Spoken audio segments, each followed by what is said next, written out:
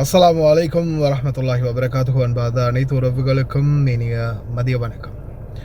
மிக முக்கியமான ஒரு தகவல் ஒன்று, அதாவது இன்றைக்கி போனஸ் அப்படின்ற ஒன்று எல்லாருக்கிட்டையும் பரவலாக பேசு பொருளாக மாறி இருக்குது. இன்றைக்கி எல்லாருக்குமே போனஸ் கிடைக்கணும் அப்படின்ற ஒரு தீர்வு இருக்குது. இந்த நாட்டுடைய சட்டத்தை பற்றி நிறைய பேருக்கு நம்ம தெளிவுபடுத்தியிருக்கிறோம், நிறைய தடவை எல்லாருக்குமே தெரியும். இப்போது ஒரு பெரிய பிரச்சனை ஒன்று வந்திருக்குது. அதாவது குவைத் நாட்டில் உங்களுக்கே தெரியும், பல குவைத்திகளுடைய குடியுரிமை பறிக்கப்படுது. ஒரு சிலர் குவைத்தில் குவைத்தி குடிமக்களாக வாழுவாங்க, ஆனால் குடியுரிமை இருக்காது. சாதாரணமாக ஒரு புலம்பெயர்ந்தவர்கள் மாதிரி, அகதிகள் மாதிரி, இந்த மாதிரி ஏதாவது ஒரு கேட்டகரியில் காலத்துக்கு அவங்களால வாழ முடியும். அப்படி இல்லையா, ஒருவேளை அவங்க குழந்தைகள், ஒருவேளை மாமா குவைத்தி பாபா குவைத்தி இல்லை, அல்லது பாபா குவைத்தி மாமா குவைத்தி இல்லை, இந்த மாதிரி ஒரு சிச்சுவேஷன் வரும்போது அவங்களுக்கு கீழே மனைவியாகவோ அல்லது தாயாகவோ ஒரு கேட்டகரியில் அவங்களுக்கான அக்காமா கொடுக்கப்படும். குவைத்தி குடியுரிமை பறிக்கப்படும். இப்போ வேறு நாட்டவர்களாக இருந்தால் அந்த நாட்டவர்களுக்கான குடியுரிமையில் அவங்க இந்த நாட்டில் காலத்துக்கும் வாழ்வாங்க. அக்காமா ரினோல் பண்ணணும். ஆனால் அவங்க அஜ்னபி அப்படின்ற ஒரு கேட்டகரிக்குள்ளே போயிடுவாங்க. இப்போது ரீசெண்டாக நடந்த ஒரு சம்பவம், ஒரு சகோதரி வேலை செஞ்சுருக்கிறாங்க ஒரு வீட்டில், கிட்டத்தட்ட 7-8 வருஷமாக வேலை செஞ்சுருக்கிறாங்க. திடீர்னு அவங்களுடைய பாபா, அவங்களுக்கு இப்போ போகிறதுக்கான ஒரு முடிவு இல்லை, ஆனால் அவங்களுடைய கஃபில் ஸ்பான்சர் குடியுரிமை பறிக்கப்பட்ட ஒருத்தராக மாறிட்டார். இதுக்கப்புறமா இந்த சகோதரி இப்போ ரீசெண்டாக நாட்டுக்கு போகிறதுக்கு தயாராகி இருக்கிறாங்க. இவங்களுடைய அக்காமா, பாபாவோட பிரச்சனைக்கு பிறகு இவங்களுடைய அக்காமா பாபா இன்னொரு அவங்களுடைய ஃப்ரெண்டு குவைத்தியோட பேரில், இன்னொரு குவைத்தியோட பேரில் மாற்றி இருக்கிறாங்க. அப்போது என்ன ஆகுதுன்னு பார்த்தீங்கன்னா, குவைத்தியோட பேருக்கு மாற்றின பிறகு இவங்க அங்கே வேலை செஞ்சுக்கிட்டு இருந்திருக்கிறாங்க. இப்போ ரீசெண்டாக தான் நாட்டுக்கு போகணும் அப்படின்ற ஒரு முடிவை எடுத்து எனக்கிட்ட போனஸ் சம்மந்தமாக பேசினாங்க. அப்போ இந்த மாதிரி பண்ணணும் அப்படின்னு சொல்லி கடைசியாக இந்த டீட்டெயில்ஸை அமாலா மன்சிலியாவுக்கு ரெஃபர் பண்ணுறாங்க எம்பசியால்.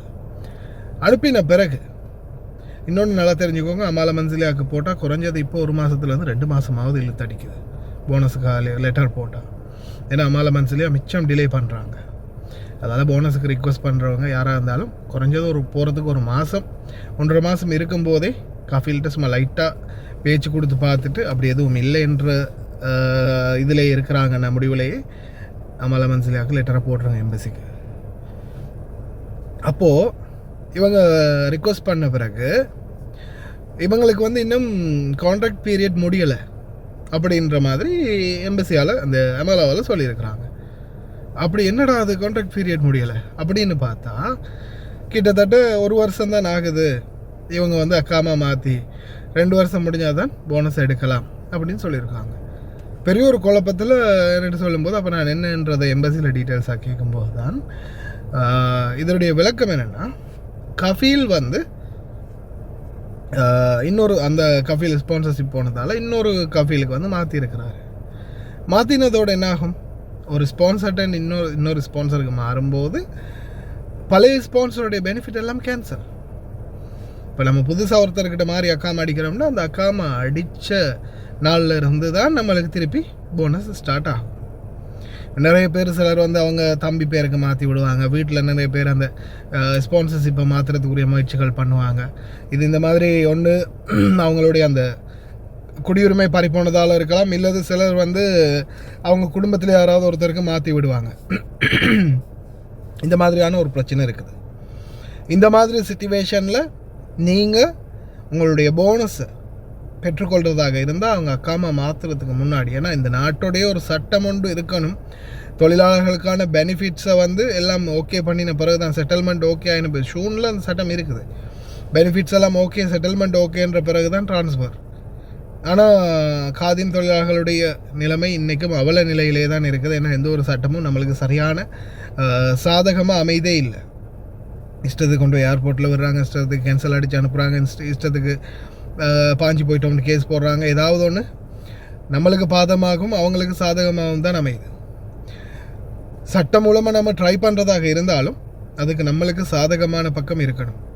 மெயினாக நீங்கள் உங்களுடைய அக்காமா யாராவது ஒருத்தருக்கு கஃபீலுக்கு மாற்ற போகிறாங்க அப்படின்றது தெரிய வந்துச்சுன்னா உடனே நீங்கள் நான் ரெகுலராக உங்களுக்கு சொல்கிறது, நீங்கள் மெயினாக எதை பார்க்காட்டியும் சரி உங்களுடைய செஹல் அப்ளிகேஷன், அடுத்தது மொபைல் ஐடி அப்ளிகேஷன், ரெண்டையும் அடிக்கடி செக் பண்ணிக்கோங்க. ஏன்னா அதில் நம்மளுக்கு என்ன, நம்ம அதை பற்றி நிறைய பேர் கேர் எடுத்துக்கிறதே இல்லையே, கணக்கு எடுக்கிறதே இல்லை. வந்தோமா, வருஷ கணக்காக வேலை செஞ்சோமா, கடைசியாக போகிறோமா, அந்த டைமில் தான் ஏதாவது ஒன்று நம்மளுக்கு சாதகமாக ஏதாவது இருக்கா, இல்லை நம்மளுக்கு போனஸ் வேணுமே, நம்மளுக்கு சம்பளம் இத்தனை மாதம் கிடைக்க இருக்குது, இல்லை ஏதாவது பிரச்சனை இருக்குது அப்படின்றது அதை போகக்கிட்டவா தான் தேடுறதும் அதை பற்றி யோசிக்கிறது. ரெகுலராக அன்னன்னைக்கு நீங்கள் உங்களுடைய குடியிருப்பு டீட்டெயில்ஸை செக் பண்ணிக்கிட்டே இருங்க.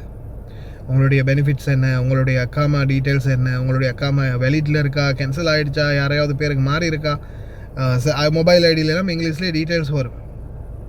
அதனால் முடிஞ்ச வரைக்கும் செக் பண்ணிக்கிட்டே இருங்க. கோல் ஒன்று கட் ஆகிடுச்சு, ஒரு வேலையாக வந்துடுச்சு. அதனால் தயவு செய்து முடிந்த வரைக்கும் உங்களுடைய சிவில் ஐடியை சரி பார்த்துக்கோங்க. போனஸ் ரிக்வெஸ்ட்டை ஒரு மாதத்துக்கு முன்னாடியே வைங்க. அதே மாதிரி தொடர்ந்து சிவில் ஐடியை, தொடர்ந்து மொபைல் ஐடியை செக் பண்ணிக்கோங்க. ஏன்னா இப்போதைய சூழலில் நிறைய பேருடைய அக்காமா குவைத்திகளுடைய கேன்சல் ஆகுது, குவைத்தி குடியுரிமை இழக்கிறாங்க. அதனால் முடிந்த வரைக்கும் தொடர்ந்து உங்களுடைய மொபைல் ஐடியை செக் பண்ணிக்கிட்டே இருங்க. அது உங்களுக்கு நல்ல ஒரு பெனிஃபிட். அதே மாதிரி போனஸ் ரிக்வெஸ்ட்டை மறந்துடாதீங்க. அப்படி ரிக்வெஸ்ட் பண்ணுறதா இருந்தால் குறைஞ்சது நீங்கள் இப்போ ஒரு மாதமாவது இருக்கும்போதாவது போகிறதுக்கு போனஸ் ரிக்வெஸ்ட்டை வைங்க. அதே மாதிரி ஒரு 2 வருஷம் முடிஞ்சு இன்னொரு மாதம், 2 மாதம், 3 மாதம் இருக்க சொல்கிறாங்கன்னா, போனஸ் ரிக்வெஸ்ட் பண்ண போகிறீங்கன்னா தாராளமாக இருங்க, குருசு அடிக்க விடுங்க. ஏன்னா அக்காமா முடிஞ்சு நீங்கள் 2 வருஷம் கம்ப்ளீட் பண்ணின பிறகு தான் உங்களுக்கு போனஸ் கிடைக்கும் அப்படின்றதையும் ஞாபகம் வச்சுக்கோங்க. அதனால் அப்படி ஒரு மாதம் 2 மாதம் இருக்க சொன்னாங்கன்னா கொஞ்சம் பதட்டம் இல்லாமல் இருங்க. குருசு அடித்தாங்கன்னா நல்லது, போகும்போது அது கேன்சல் ஆகிடும்.